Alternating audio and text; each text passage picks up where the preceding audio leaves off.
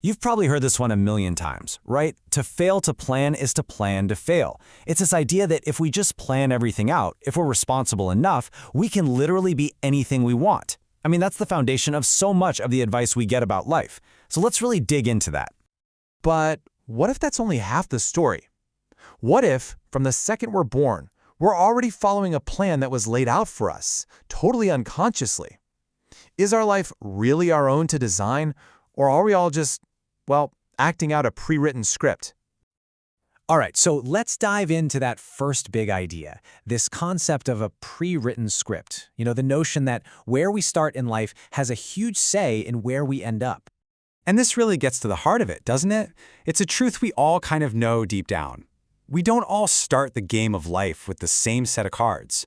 For some people, the path is just paved with opportunities. And for others, well, it's an uphill battle for every single inch of ground. And look, this isn't just a feeling we have. It's a cold, hard statistical reality. I mean, we all love those inspiring stories about people who beat the odds, right?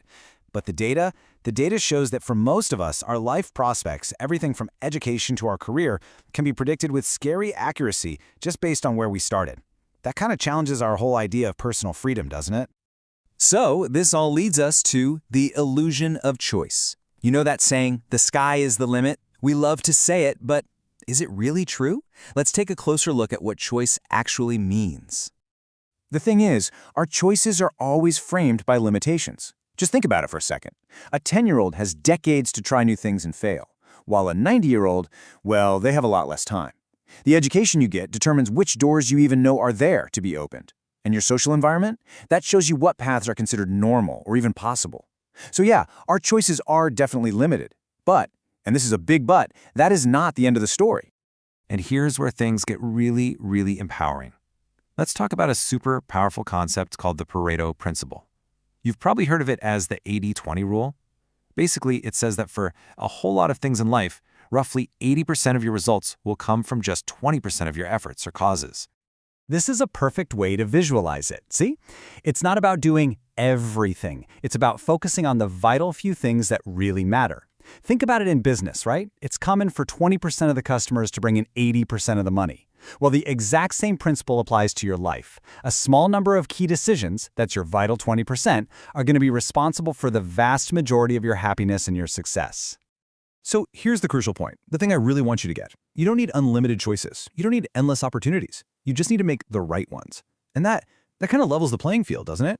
By focusing on that critical 20%, you can create a future that looks completely different from where you started. So how do we know which choices are the right ones? Well, the answer lies in breaking free from our own internal programming. The absolute key to making those high-impact choices, it's all about developing a deep, real sense of self-awareness. There's this really powerful idea from our source material. We operate to a large extent like automatons, just acting out the code we've inherited. And think about how true that is. So much of what we think and do, from the language we speak to what we even consider success, it's all inherited. If we're not paying attention, we're basically just running on code written by our family, our culture, and our environment. But, and this is so important, there is an escape route. Self-awareness, that's the key. That is what unlocks our free will. It's that moment when we finally hit the pause button, step outside of the script, and actually look at the code we've been running our whole lives. That's what gives us the power to question it and, ultimately, to write a new one for ourselves. And once we have that awareness, that's when the magic happens. We can start to move from just following that pre-written script to actively, consciously creating our own story. And this is all about defining your own purpose. Think about it, society kind of hands us a blueprint for what a good life is supposed to look like. And it usually looks something like this, right? Go to school, get a job, get married, have kids, retire. The little details might change here and there, but the basic plotline is pretty much the same everywhere. For a lot of people, this is just the default path they follow. But what happens if that path just doesn't feel right for you? A lot of people get stuck right there. They're just waiting around for this perfect, magical sense of purpose to just appear before they make a move. And I love this metaphor. Waiting for purpose is like waiting for all the traffic lights to turn green before you leave home. I mean, you'd be waiting forever. The real secret is so simple. Just start moving. Purpose isn't something you find by sitting around and thinking about it. It's something that shows up when you take action. Just choose the path that draws you in the most, right now, in this moment, even if you have no idea where it's going to lead. Okay, so how do we tie all of this together? We've talked about the script we're handed at birth, and we've explored how to start writing our own lines. Now, let's get to the final and most empowering truth of all. Your life is your story. So, to answer that first question, are our lives pre-planned? Well, yeah, maybe partially. I want you to think of your life like a painting. The outlines of the picture, they might be drawn for us by our circumstances, our environment, our conditioning. And you know what? We can't always change those outlines. But the colors, the shades, the way we fill it in, those are all ours to choose. And we choose them with our awareness, our decisions, and our purpose. And that, right there, is the most empowering truth of all. Where you begin is not where you have to end up. Your real power isn't in trying to change the past. It's in consciously choosing how you move forward right from where you are today.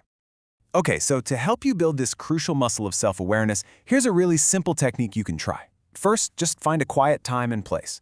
Step 2, just gently reflect on your day. Now, in your mind's eye, visualize a door, and on that door is the word self. When you feel ready, mentally open that door and just step inside. Don't force anything, just relax and be open to whatever comes up with no judgment. And when you're done, slowly come back to your normal awareness. If you do this regularly, it can bring some incredible clarity about the path you really want to be on. So here we are. The canvas is in front of you. The outlines are drawn, and the colors, they're in your hand. The only question left is the one you have to answer, not just once, but every single day. What will you choose to paint today?